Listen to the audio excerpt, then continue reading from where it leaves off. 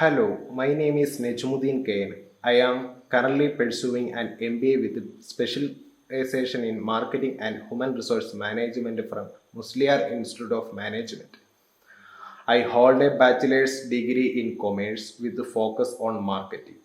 And during my studies, I completed a project titled A Study on Customer Perception Toward UPI Transaction with a special reference to Irimeli Grama Panchayat.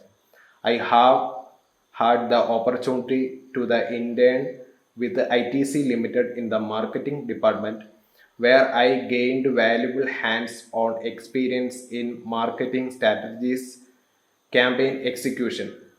Throughout my academic journey and internship, I have developed strong communication, problem solving, critical thinking, and leadership skills.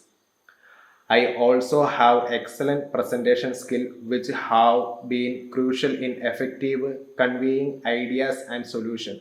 My objective is to secure a challenging role that offers substantial responsibility, allowing me to leverage my skills and knowledge for both personal and professional growth while ensuring self sustainability.